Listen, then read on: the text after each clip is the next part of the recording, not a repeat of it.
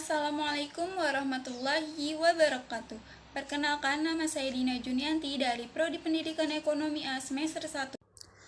Apa arti emotional intelligence? Emotional intelligence adalah kemampuan seseorang dalam menggunakan dan memahami emosi, baik emosi orang lain maupun emosi diri sendiri, dengan tujuan meningkatkan kesehatan fisik dan mental. Tujuan mempelajari emotional intelligence.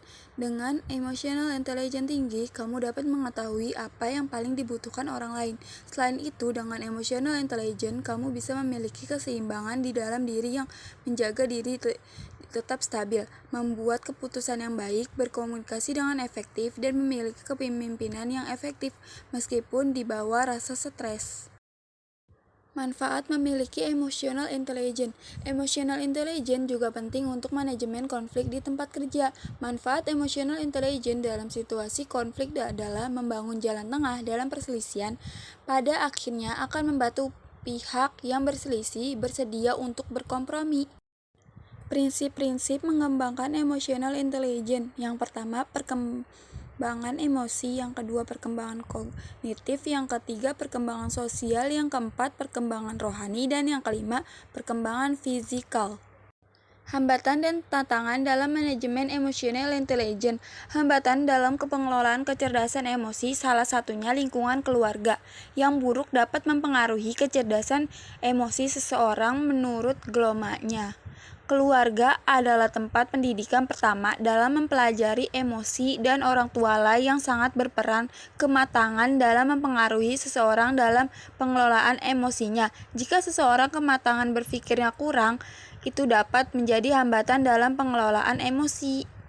Faktor kematangan berkaitan dengan masa kritis perkembangan kelenjar endokrin penting untuk mematangkan perilaku emosional.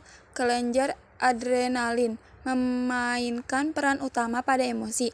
Tantangan dalam mengelola kecerdasan emosi tentu saja sangat banyak. Perubahan emosi yang tiba-tiba karena berbagai macam faktor dan lingkungan hidup yang mempengaruhi pengelolaan kecerdasan emosi.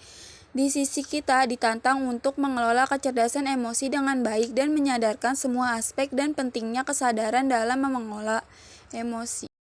Jelaskan dan berikan contoh implementasi emotional intelligence di lingkungan kelas, lingkungan kampus, lingkungan kerja, dan lingkungan masyarakat.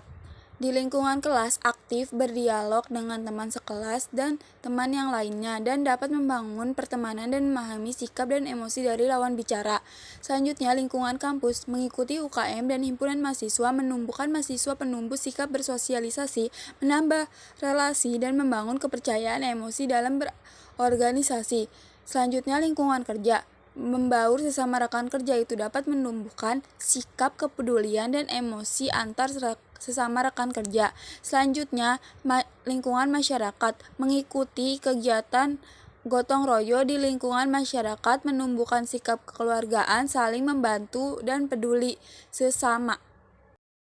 Terakhir, jelaskan implementasi emotional intelligence dalam kehidupan era digital revolusi industri 4.0 dan society 5.0.